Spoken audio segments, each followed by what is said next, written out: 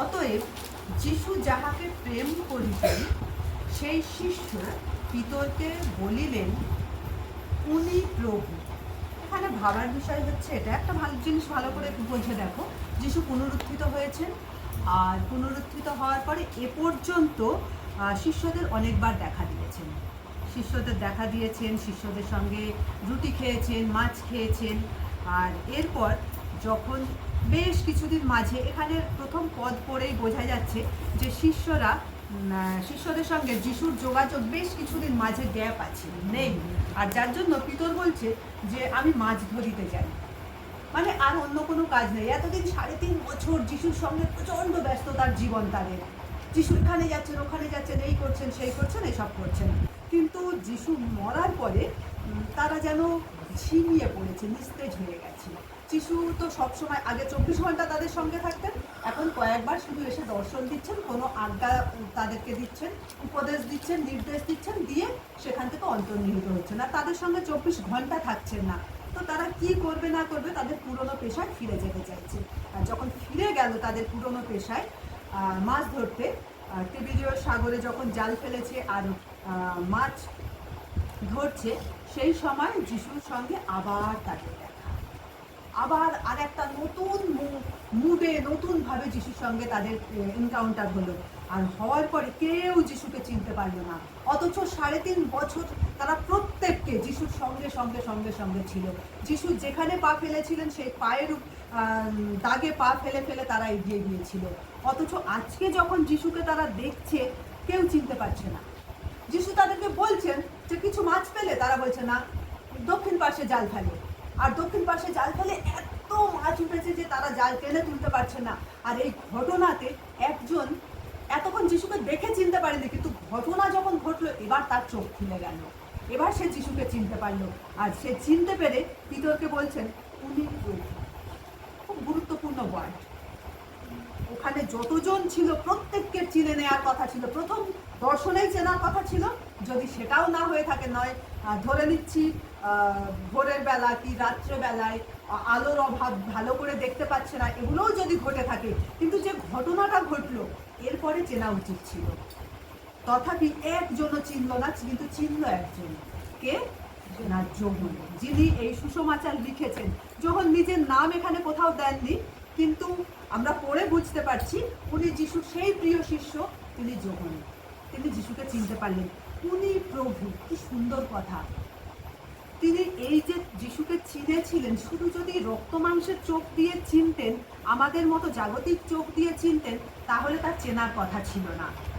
যোহনের মধ্যে আরো কিছু ব্যাপার ছিল, যেটা এখন আমরা আলোচনা করব। যোহনের মধ্যে কি রকমের ব্যাপার ছিল? যিশু, প্রথম কথা হচ্ছে যিশুর সঙ্গে জগতের সম্পর্কে যোহন আবদ্ধ ছিল। দ্বিতীয় কথা হচ্ছে যে যোহন যিশুর চেয়ে ছোট, আর সবসময় যিশুর নির্দেশের জন্য অপেক্ষা করে থাকতো। যিশু বলছেন ওখানে ভেড়া বাঁধা, গাধা বাঁধা আছে, যাও দিয়ে এসো, ছুটে চলে যাচ্ছে। যিশু বলছেন রুটি আনো, ছুটে চলে যাচ্ছে। মানে যিশুর নির্দেশের অপেক্ষা, যা বলবে আমি তাই করব। যিশুর ক্রুশের তলায় যে যোহনকে দেখা যায়, হতভম্বের মতো দাঁড়িয়ে আছে, যেন চিন্তা শক্তি লোপ পেয়েছে। যিনি গুরু ছিলেন, যিনি পথদর্শক ছিলেন, যিনি বড় ভাই ছিলেন, আজকে তিনি ক্রুশে ঝুলছেন, আমি আর কি করতে পারি? হয়তো যদি ওই তৃতীয় বাণী যিশু উচ্চারণ না করতেন, তাহলে আর একটা জিহুদাকে আমরা পেতাম, আর তার নাম হতো যোহন। সেও হয়তো গিয়ে গলায় দড়ি দিত। কিন্তু অন্তর্যামী প্রভু যিশু, তিনি যোহনকে দেখলেন, আর তিনি জানেন যে কে সবসময় ব্যস্ত রাখতে হবে, কাজের মধ্যে ডুবিয়ে রাখতে হবে, কারণ এর মধ্যে অনেক পোটেনশিয়াল আছে, যাকে ব্যবহার করতে পারলে জগৎ উদ্ধার হয়ে যাবে। যিশু তাই বললেন, ওই দেখো তোমার মাতা। আর সেই বাইবেলে রেকর্ড আছে, সেই দণ্ড অবধি, মানে সেই সময় থেকে সেই মরিয়মকে নিজের মা করে দিয়ে বাড়ি চলে গিয়েছিল এবং শেষ জীবন পর্যন্ত তার দেখভাল করেছিল। যখন যিশুর শেষ ভোজ হয়, সবচেয়ে বড় লক্ষণীয় বিষয়, সবাই, যিশু বলছেন যে যে আমাকে ধরিয়ে দেবে সে আমার সঙ্গে পানপাত্রে হাত ডুবাচ্ছে, যিশু বলছেন। আর সবাই যিশুকে প্রশ্ন করছে, প্রভু সে কি আমি? প্রভু সে কি আমি? সবাই প্রশ্ন করছে। আরে তুমি যে নও সেটা তো তুমি নিজে জানো। তো তোমার এই প্রশ্ন করার কি ছিল যে প্রভু সে কি আমি? একমাত্র যোহন প্রশ্ন করেছে প্রভু সে কে, আর নয়তো আর সবাই প্রশ্ন করেছে প্রভু সে কি আমি। যোহনের একমাত্র প্রশ্ন ছিল যে প্রভু সে কে, দেখিয়ে দাও সে কে।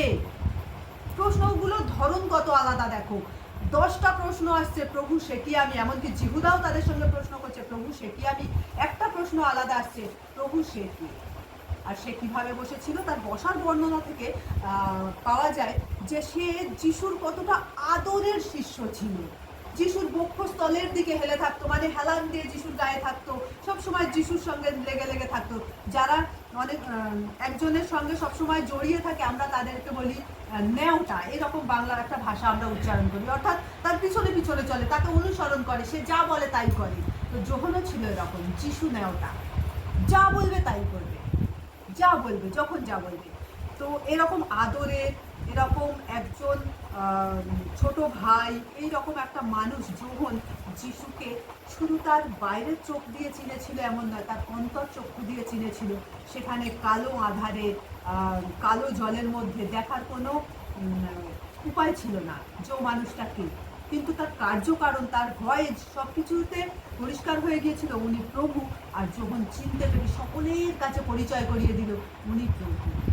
আর তার চেনা, তার হৃদয়ে যিশুকে ধরে রাখা এত গভীর ছিল যে যিশুর স্বর্গারোহণ এবং তার চলে যাওয়ার পরেও সেটা যোহনের জীবনে থামেনি, বরং সেই পাটম দ্বীপে যখন তাকে বন্দি করে সেখানে ছেড়ে মরার জন্য ফেলে রেখে দিয়ে আসা হয়েছিল, সেইখানেও যিশু, সে এমনভাবে তাকে খুঁজেছিল, যিশু সেইখানেও এসে তাকে শুধু দর্শনই দেননি, পরবর্তী কালে ভবিষ্যৎ প্রজন্মের জন্য কি অপেক্ষা করছে পাটে পাটে পাটে পাটে তাকে শুধু জানিয়েছিলেন, তা নয় দেখিয়েছিলেন, যেন সিনেমা চলছে যোহনের সামনে আর যোহন দেখছে আর লিখছে, দেখছে আর লিখছে।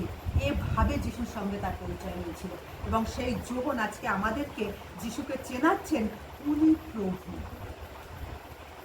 আমরা যদি কেউ উলঙ্গ থেকে থাকি পিতরের মতো, যেন আমরা গায়ে বস্ত্র জড়াই, কারণ তিনি সেই ধার্মিকতার বস্ত্র আমাদের জন্য রেখে গেছেন। তার রক্ত দিয়ে আমাদেরকে স্নান করার জন্য সেই রক্ত পাতিত হয়েছে। আমরা প্রথমে পরিষ্কৃত হই, তারপর তার যিশু নামক ধার্মিকতার বস্ত্র পরিধান করি, আর তারপর তার সঙ্গে নাচতে নাচতে স্বর্গধামে চলি। আমেন।